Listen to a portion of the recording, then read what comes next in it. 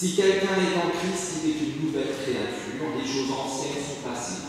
Voici, toutes choses sont devenues nouvelles.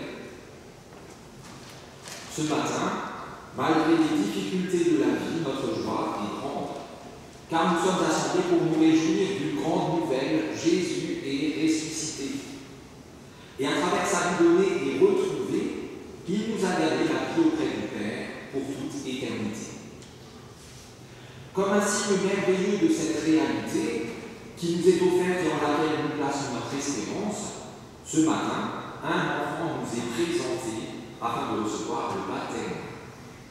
C'est donc avec une très grande joie que nous l'accueillons, lui et l'ensemble de sa famille. Alors, il était là le dernier culte, au Berceau. Il était là, mais au fond, aujourd'hui, il est à la place d'honneur tout devant. Avec le premier chant, faisons monter notre louange au cœur du Dieu créateur, sauveur et consolateur. Je louerai l'Éternel. Il y a 3 strophes.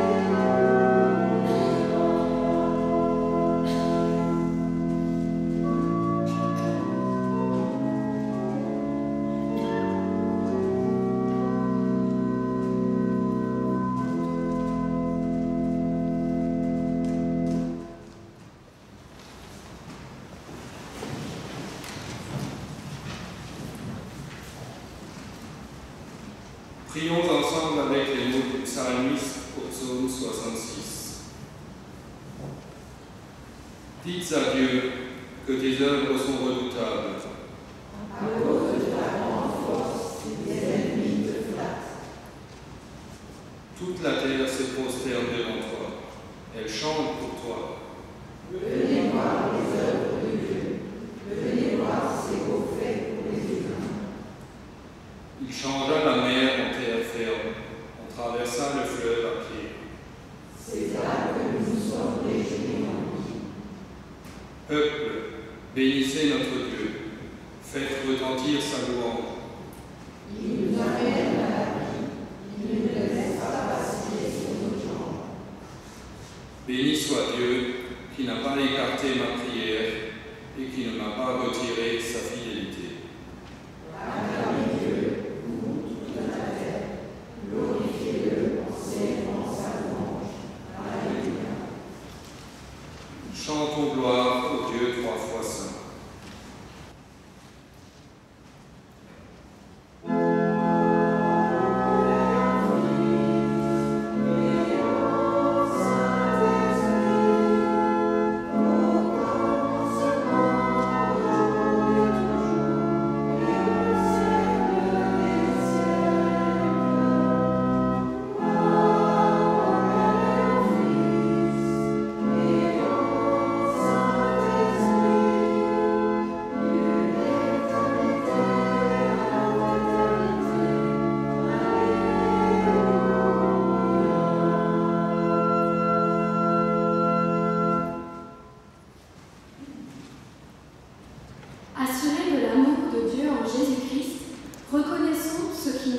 parle de lui, accueillons sa grâce et ouvrons-nous à sa parole.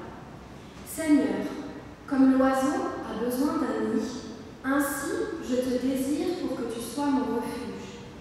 Comme l'aveugle a besoin d'un bâton et d'un guide pour marcher, ainsi je ne peux me séparer de toi. Car loin de toi, je suis comme une eau qui n'étanche pas la soif, ou comme une lumière qui n'éclaire pas. Mais à l'ombre de ta présence, ma confiance surgit comme une jeune pousse. Je rayonne de vie, d'amour et de joie. Seigneur, mon seul désir, c'est d'être constamment avec toi, dans ta simplicité et dans ton humilité, de respirer ton souffle et de vivre au rythme des battements de ton cœur. Seigneur, qu'à l'écoute de ta parole de vérité, je sois conduit dans ta volonté, et que par ton esprit, cette volonté devienne la mienne, au quotidien et pour toujours. Ensemble, nous t'en prions par Jésus-Christ, ton Fils, notre Seigneur, qui vit et qui règne avec toi, Père et le Saint-Esprit, un seul Dieu, pour les siècles des siècles, toi qui es magnifique comme nul autre de lui.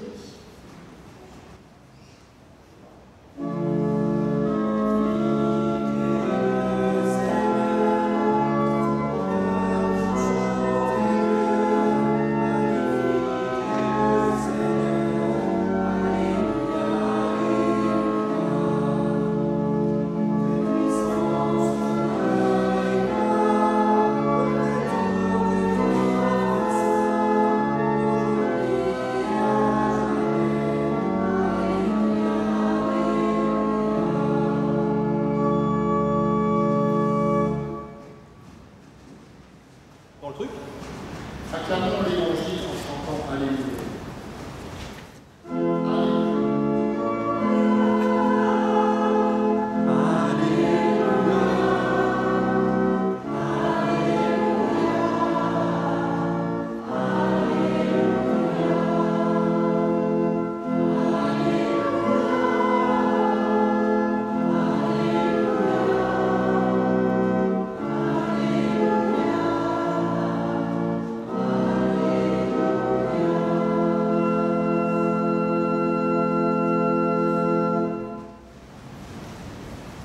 Dans la seconde lettre de l'apôtre Paul aux chrétiens de la ville de Corinthe, nous avons ceci. Nous savons en effet que Dieu, qui a ramené le Seigneur Jésus de la mort à la vie, nous ramènera aussi à la vie avec Jésus et nous fera paraître avec nous dans sa présence. Tout ce que nous enverrons, c'est pour nous. De cette façon, la grâce de Dieu atteint de plus en plus de personnes en augmentant ainsi le nombre de prières de reconnaissance exprimées à la gloire de Dieu. C'est pourquoi nous ne perdons jamais courage, même si notre être physique se détruit peu à peu, notre être spirituel se renouvelle de jour en jour. La détresse que nous éprouvons en ce moment est légère, en comparaison de la gloire abondante et éternelle, tellement plus importante qu'elle nous prépare. Car nous portons notre attention, non pas sur ce qui est visible, mais sur ce qui est invisible. Ce qui est visible est provisoire, mais ce qui ne se voit pas est éternel. Seigneur, ta parole est la vérité. Enseigne-nous à marcher selon ta vérité. Louange à toi, ô Christ.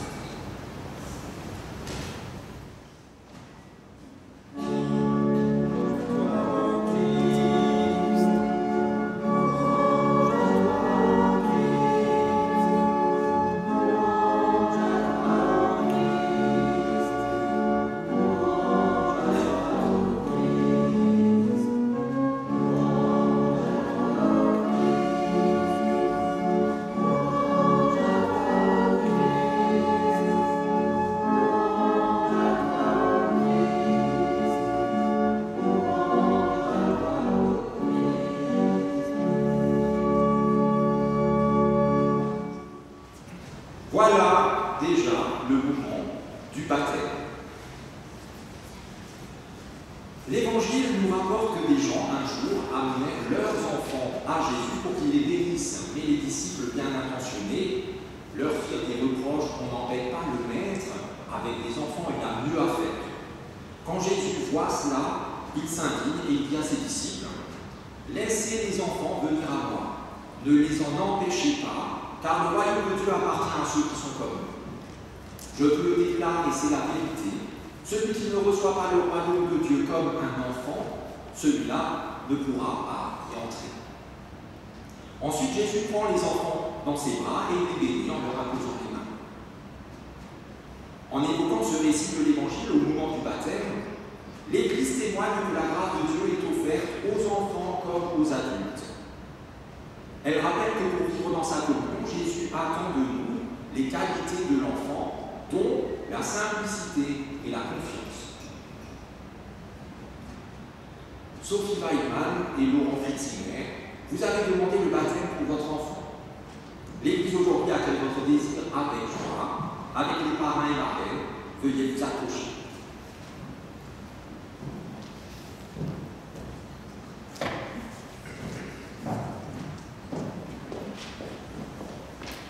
Avec le feuillet aussi, si vous voulez, parce qu'après on va chanter, vous l'avez à disposition, on peut le poser sur l'autel, comme ça, c'est à portée de main.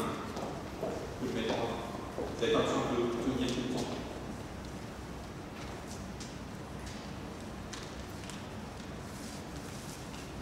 En accordant le baptême aux enfants, l'Église proclame que Dieu les accueille dans sa grâce et les reçoit parmi les siens. Le baptême est célébré de la part de Dieu, il a lieu en sa présence et il nous lie à lui.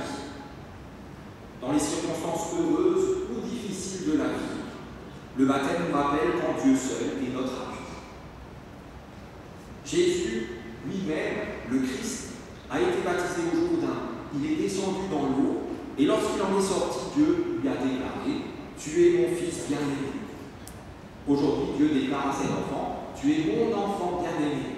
Tu ne le sais pas encore, mais je t'adore et je te connais par ton nom. » Jésus a été plongé dans la mort. Il a accepté de donner sa vie. Notre baptême nous invite à le suivre et à redécouvrir chaque jour ce don de Dieu. Au matin de Pâques, le Christ est entré dans une vie nouvelle. Il est passé des ténèbres à la lumière, de la mort à la vie. Par le baptême, et maintenant, cette vie nouvelle nous est offerte dans l'Esprit Saint. Alors, si nous célébrons ces baptêmes, c'est pas parce que c'est très mignon, vous êtes très beau. C'est vrai. Mais c'est pas juste pour ça, et c'est pas juste pour faire la fête comme ça, c'est aussi parce que c'est un ordre de notre Seigneur qui n'a pas beaucoup ordonné, et ça il l'a dit. Tout pouvoir m'a été donné dans le ciel et sur la terre. Allez parmi toutes les nations et faites des disciples. Baptisez-les au nom du Père, du Fils et du Saint-Esprit, et enseignez-leur à garder tout ce que je vous ai appris. Et voici, je vous avec vous tous les jours jusqu'à la fin du monde. Aujourd'hui encore, nous recevons ces paroles au moment de baptiser votre enfant. Et ce baptême est fondé sur une foi, la foi chrétienne, la foi en Christ, que nous confessons ensemble avec le symbole des apôtres qui est sur votre feuillet. Et pour ce faire, nous nous levons.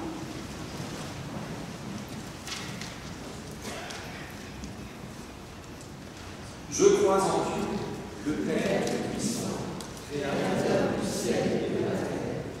Je crois en Jésus-Christ, son Fils unique, notre Seigneur, qui a été conçu du Saint-Esprit et qui est né de la Vierge Marie. Il a souffert sous Ponce Pilate, il a été crucifié, il est mort, il a été enseveli, il est descendu aux enfers. Le troisième jour, il est ressuscité des morts. Il est monté au ciel, il est assis à la droite de Dieu, le Père puissant, et il viendra de là pour juger les vivants et les morts. Je crois au Saint-Esprit, la Sainte Église universelle, la communion des saints, la rémission des péchés, la résurrection de la chair et de la vie éternelle. Amen. Parents, parrains et marraines, est-ce bien là la foi dans laquelle vous souhaitez que votre enfant soit baptisé? Un petit oui, mais un vrai oui. Oui, vous pouvez reprendre place.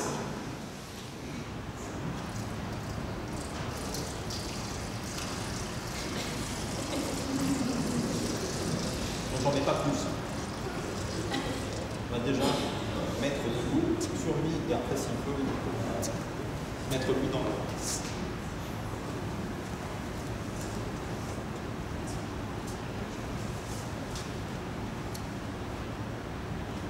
Dieu notre Père, nous te demandons d'accorder à cet enfant, par ton Saint-Esprit, la nouvelle naissance dont nous avons tous besoin pour entrer dans ton royaume.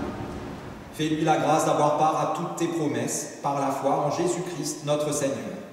À toi la puissance et la gloire, au siècle des siècles. Amen.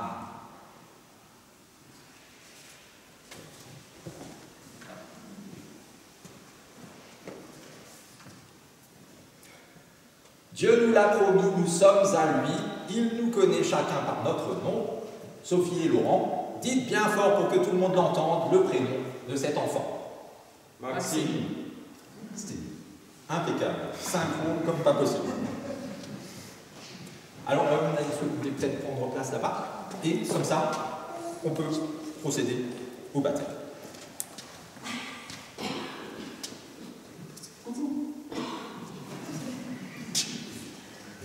Sinon, je vais de l'autre côté, donc c'est possible aussi. Je vais de l'autre côté. Bonjour, ça va? Regarde.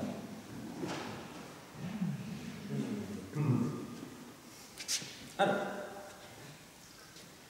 Maxime, je te baptise au nom du Père, du Fils et du Saint-Esprit. Pour toi, Jésus le Christ est mort et ressuscité. Sois marqué du signe de sa croix. Et pour toi, cette parole d'évangile est vraie. Si quelqu'un est en Christ, il est une nouvelle créature. Les choses anciennes sont passées. Voici, toutes choses sont devenues nouvelles.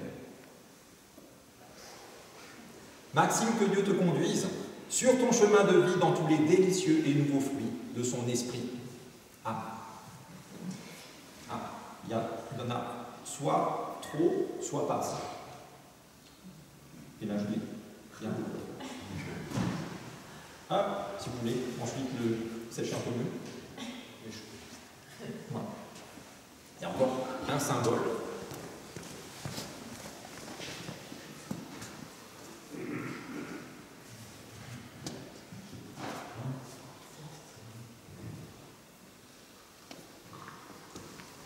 Alors comme annoncé, c'est très artisanal. J'avais une étiquette montée, c'est très artisanal. Maintenant, Maxime, tu es enfant, tu es lumière dans le Seigneur, vis comme un enfant de lumière. Que cette bougie te rappelle le jour de ton baptême et la parole du Christ qui a dit « Je suis la lumière du monde. Celui qui me suit ne restera pas dans les ténèbres, mais il aura la lumière de la vie. » Voilà, donc c'est pour toi. Ça,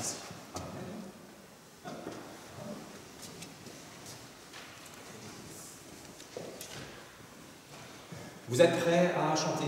Parce que c'est maintenant. Une flamme en moi, et donc vous êtes devant, vous entraînez les autres, ceux qui connaissent la choré, vous faites. Non, il n'y en a pas. Ça tombe bien.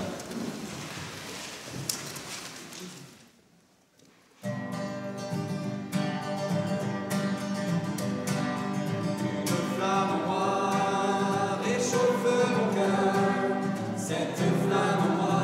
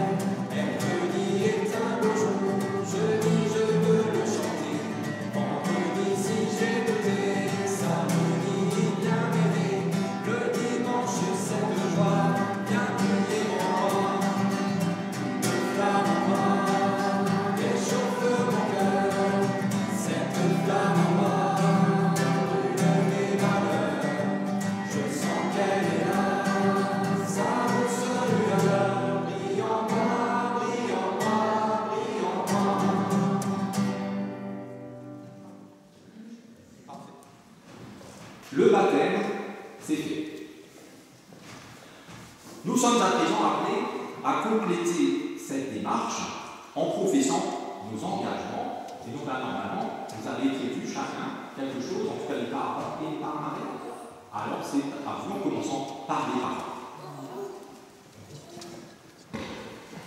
Maxime, durant toute notre vie, nous nous engageons à t'aimer et à t'élever dans les valeurs chrétiennes et citoyennes comme nous l'avons été avant toi. Au sein de notre famille, nous t'accompagnerons sur ton chemin de vie pour devenir un adulte responsable. Nous souhaitons te voir grandir dans le respect et l'ouverture aux autres. Nous espérons te transmettre notre foi et nos valeurs de tolérance et de travail. Tu grandiras à la campagne, entouré d'animaux, de prés et de forêts, et nous t'apprendrons comment évolue la nature au fil des saisons. Nous te ferons découvrir nos passions, libre à toi d'y prendre goût. Tu peux compter sur notre soutien sans faille, quelles que soient les difficultés et les épreuves de la vie. Nous te le devons bien, car tu es notre raison de vivre depuis que tu es là. Und zum Schluss werden wir unsere elsässische Sprache lernen und hoffen, dass du uns auch mal reden kannst.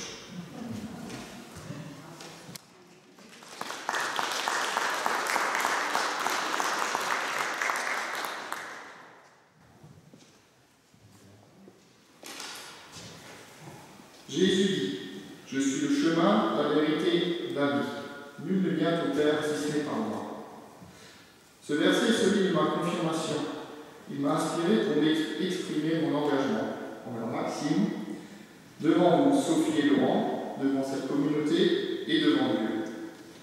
L'engagement d'être le parrain de Maxime, d'être présent à l'écoute lorsqu'il en aura besoin, pour quelque raison que ce soit, mais aussi d'être là, sans qu'il en ait besoin, le voir grandir, découvrir, apprendre, peut-être tomber ou se tromper, et pouvoir l'aider alors à se relever ou à le guider, afin qu'il ait tous les atouts pour une belle réussite dans sa vie future. Maxime, on me demande aujourd'hui d'exposer les engagements que je prends envers toi et envers tes parents en tant que marraine. Toi et moi, on partage déjà quelque chose d'important. Moi aussi, j'ai grandi avec ta maman. Je m'engage à toujours te prêter une oreille attentive et à t'apporter les conseils dont tu pourrais avoir besoin. Tu seras chez nous, toujours aussi chez toi. Je m'engage à te soutenir dans tous les bons projets que tu pourras entreprendre, avec passion, je l'espère. Je m'engage à essayer de te transmettre, du mieux que je le pourrai, les valeurs qui nous ont été transmises à ta maman et moi par tes grands-parents. Ces valeurs chrétiennes sont chères à nos cœurs et j'espère qu'elles guideront les pas de ta vie. C'est en tout cas le chemin que je tâcherai de t'écrire. Pour terminer sur une note un peu plus poétique, Jean-Jacques Rousseau disait « Il n'y a point de tableau plus charmant qu'une famille ». Et Maxime, moi qui les ai devant moi ce matin, je te garantis que c'est bel et bien le cas. Ce furent de très beaux engagements verbaux. Vous pouvez les céder en faisant un gros câlin à ceux qui se convertit, vous voulez de vous engager. Et alors, j'ai juste une petite requête. Si vous l'apprenez l'alsacien, c'est Pippeleskäs et pas Pippeleskas. On est d'accord? Ça sera un sujet d'histoire. Enfin, donc, calme. Et peut-être, on a là,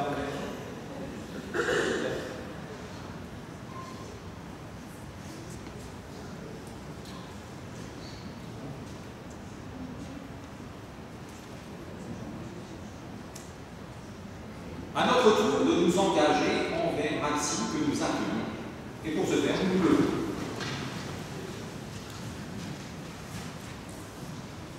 Frères et sœurs, Maxime est enfant de Dieu. Il est ici chez lui, vous êtes sa famille spirituelle.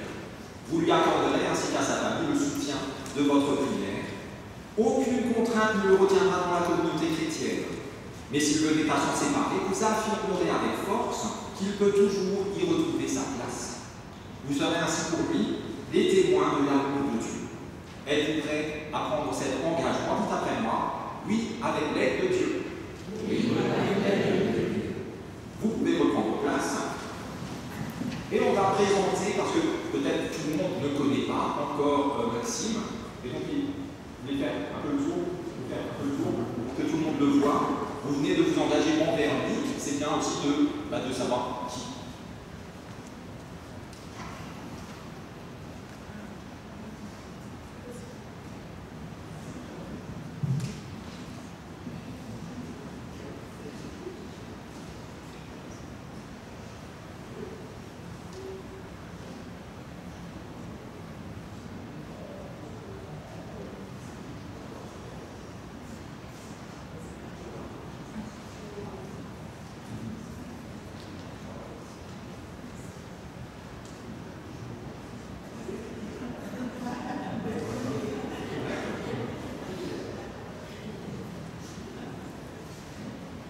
Bon, là, c'est sûr que ces engagements-là ne pourront jamais être brisés parce qu'il y a eu un vrai contact. Alors, on va encore signer le registre et pendant la signature du registre, on chante à toi la gloire, les 3 strophes.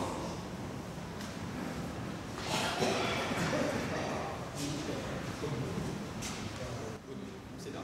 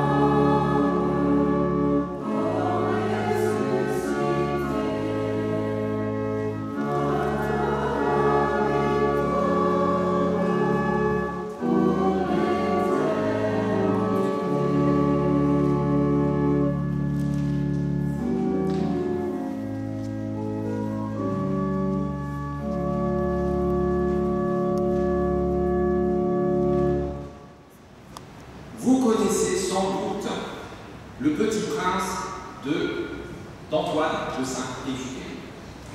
Et même si vous ne l'avez jamais lu, vous connaissez sans doute une partie au moins du passage qui est tout à l'arrière de votre feuillet, c'est obligé.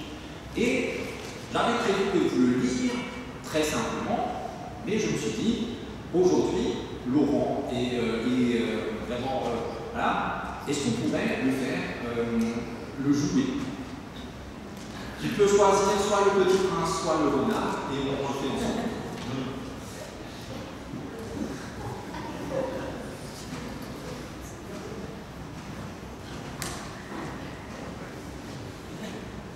Comme tu veux. Tu fais. Moi je fais le narrateur déjà. Ok.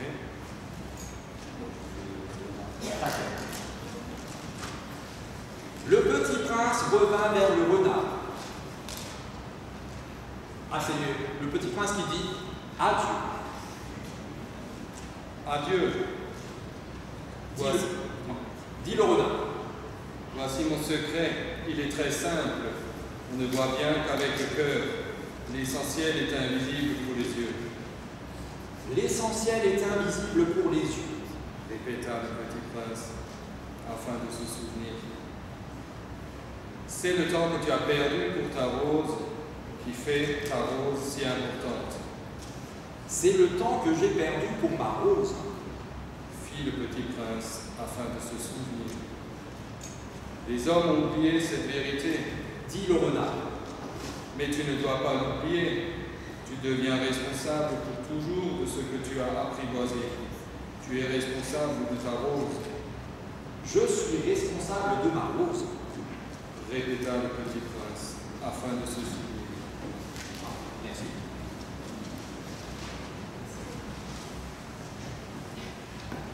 Voilà, donc là, Laurent est lancé.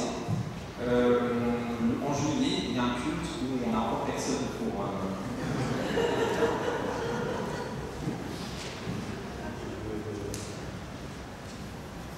Cette thématique partagée par le texte biblique et par le dialogue que nous venons de jouer est parfaite pour le culte d'aujourd'hui. Alors que nous célébrons le baptême d'un tout petit bonhomme trop choupinou, on pourrait se demander, mais s'il est vrai que le baptême nous purifie, à quoi bon le baptiser, lui? Parce que, vous l'avez vu, il est trop mignon, il est encore beaucoup trop jeune pour avoir besoin d'être purifié de quoi que ce soit. Ce à quoi certains rétorqueront, mais Maxime, il a déjà 8 mois. Et à 8 mois, c'est sûr qu'il a déjà fait l'une ou l'autre petite colère. Et la colère, si vous vous souvenez bien de votre catéchisme, en tout cas les catholiques, c'est l'un des 7 péchés capitaux. Péchés capitaux. Alors si ce n'est pas là une bonne raison, une raison valable de baptiser, alors ok, disons qu'à 8 mois suivant cette conception-là du baptême, il y a peut-être de quoi avoir besoin d'être baptisé. Peut-être. Mais dans nos paroisses, on a eu l'habitude, peut-être c'est votre cas d'ailleurs, de baptiser des enfants bien plus jeunes que 8 mois. Parfois, c'était même dans la semaine de la naissance, à quelques jours, 3, 4, 5, peut-être 8 jours. Bam, baptême. Et là, qui irait imaginer que ces nouveau-nés aient fait de si terribles choses, des péchés horribles, nécessitant le pardon de Dieu? Personne aucun d'entre eux. Le baptême nous purifie, c'est vrai, mais pas d'une liste de mauvaises actions ou même de mauvaises pensées. Le baptême nous fait sortir de l'état dans lequel nous sommes, l'état qu'on appelle pécheur, dans lequel nous naissons tous. Il nous arrache à l'ancien nous et nous fait entrer dans une vie, dans notre nous, renouvelée. Il nous réconcilie à Dieu. Et c'est très simple à prouver que le baptême ne fait pas table rase des petites erreurs ou des grosses erreurs qu'on fait. Connaissez-vous quelqu'un qui est baptisé? Oui. Peut-être même cette personne baptisée que vous connaissez, c'est quelqu'un qui vit vraiment très intensément, très sincèrement sa foi. Peut-être. Et est-ce que cette personne ne fait jamais rien de faux, de mal, de travers? Cherchez autant que vous voulez, vous ne trouverez personne et vous ne connaissez même pas quelqu'un qui connaît quelqu'un d'infaillible. Vous pouvez chercher à travers le monde et à travers le temps, vous ne trouverez personne. Prenons juste le meilleur exemple qui soit, nous-mêmes, chacun nous-mêmes, et demandons-nous combien de fois il aurait déjà fallu être soi-même baptisé et combien de fois il aurait fallu nous rebaptiser pour toutes nos erreurs passées, présentes et à venir, pour que tout ça nous soit pardonné. En fait, on n'en finirait plus de faire trempette. Il faudrait s'installer vraiment les pieds dans l'eau tout le temps. Et à force de faire trempette, il finirait par nous pousser des nageoires et des branchies. Mais on aurait beau faire trempette pendant 1000 ans, on ressemblerait toujours plus au requin qu'au dauphin. Non, le baptême ne s'attaque pas aux tâches qui sont nos beaux habits, de bons chrétiens. Il ne s'attaque pas aux tâches qui ornent nos haillons de l'autre. Tout ça, c'est juste superficiel. Tout ça, en fait, c'est visible comme le nez au milieu du visage à tout un chacun, en tout cas à celui ou celle qui prend le temps de regarder. Tout simplement. Quand j'ouvre les yeux sur moi-même, sur comment je suis en vrai, c'est impossible que je ne vois pas tout ce qui n'est pas bon en moi. C'est trop flagrant. Je peux l'ignorer, le mettre de côté, le faire passer sous silence, mais je ne peux pas ne pas en avoir conscience. Le baptême s'attaque à ceux qui souillent l'intérieur de notre âme, à ceux qui nous collent à la peau, mais viscéralement, à la peau des viscères, à ceux qui nous rongent et nous pourrissent de l'intérieur. Le baptême ne s'attaque pas à quelques boutons d'acné qui essaiment sur nos visages, il s'attaque au cancer qui échappe aux scanners et aux IRM les plus sophistiqués et qui est pourtant bien à l'œuvre dans l'ombre, en coulisses. Et c'est normal qu'il en soit ainsi, puisque le baptême n'est rien d'autre qu'un signe visible de l'amour de Dieu pour nous, et Dieu veut pour nous la vie. C'est pourquoi l'amour de Dieu ne se focalise que sur l'essentiel, sur le plus important à ses yeux, et pas sur les apparences. Oui, Dieu nous scrute, et il scrute en nous l'essentiel. Au fond de nous, il regarde et il voit qui nous sommes vraiment, dans quel état nous sommes vraiment. Il ne perd pas son temps avec ce que nous montrons de nous. Et parce qu'il se concentre uniquement sur ça, il ne passe pas à côté de tout le merveilleux qui est en nous et qu'il peut vivre avec nous. Il y a des choses pas bonnes qu'il faut éliminer, mais il y a aussi beaucoup de belles choses. En voyant au fond de nous, Dieu sait aussi lesquelles de nos larmes sont vraies et lesquelles sont feintes, sans qu'on ait besoin de les montrer, sans que personne d'autre que lui ne les voie. Elles n'ont même pas besoin de couler, il sait qu'on pleure. Parce que la vie est dure, et que bien souvent, même trop souvent, nous pleurons, même si c'est discrètement pour ne pas déranger. Les larmes qui souffrent silencieusement et profondément en nous sont bien réelles, et personne d'autre que nous et Dieu ne les connaît. Ces larmes invisibles, mais douloureuses, sont comme un torrent que rien ne semble pouvoir maîtriser. Surtout pas nos propres efforts, parce que nos cœurs sont là aussi trop petits. Heureusement, comme le dit l'apôtre Jean, même si notre cœur nous condamne, Dieu est plus grand que notre cœur. Alors quand les épreuves s'enchaînent, quand la vie ne nous épargne pas, Dieu nous semble lointain, insensible, impuissant, peut-être même inexistant. Et même si on a été baptisé. En nous surgissent alors des questionnements, de l'incompréhension, du désarroi et peut-être même de la révolte contre lui. Et pour qui croit en Dieu, pour qui a confiance en Dieu, tout cela est légitime. La majorité des psaumes, pas forcément celui qu'on a prié ensemble, mais la majorité des psaumes exprime ses sentiments, émanant du cœur meurtri de croyants à travers les âges. Et on peut reprendre aussi l'exemple de Job, qui ne s'est pas tu, il a dit, et dans sa plainte, jamais il ne s'est mis en tort devant Dieu. Dieu a toujours dit, tu es juste à Job. Alors que lui, relisez les 40 chapitres, et vous verrez, il ne s'est pas retenu. Pour autant, l'essentiel de Dieu est ailleurs. Comme la réalité de notre être se trouve ailleurs que dans nos apparences, mauvaises ou bonnes, La réalité de Dieu se trouve, elle aussi, au fond de son cœur à lui. Là où se trouve l'essence de son être. Et essentiellement, Dieu est notre berger. Et ça, on ne le dit jamais assez. Moi, je le dis quasiment toutes les semaines, mais ça suffit toujours pas. Essentiellement, Dieu prend soin de nous. Il nous protège dans l'adversité. Il guide nos pas jusqu'au pré verdoyant d'herbes fraîches et jusqu'au torrent limpide. Essentiellement, il restaure nos âmes meurtries. Il redresse nos dos courbés, il nous relève de la mort.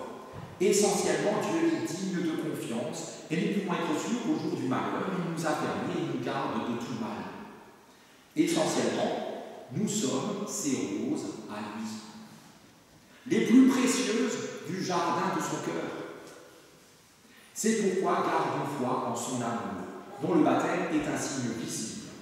Gardons foi en son amour, qui pour nous est plus fort que tout, plus fort que nos faux semblants, que nos illusions, plus fort que nos limites et nos faiblesses, plus fort même que notre vie et que notre mort. Amen.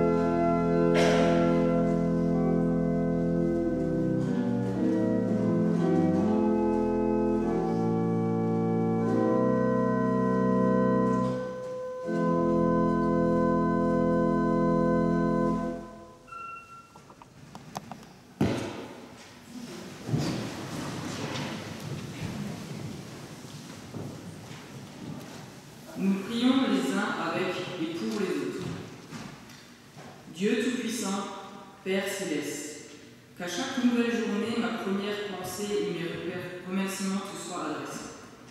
Mon Dieu, sois loué pour toutes tes merveilles, pour ta magnifique création, pour m'avoir créé, moi, et pour t'être révélé à moi. Mon Dieu, sois loué pour toutes les personnes que tu as placées autour de moi, qui m'aiment et que j'aime.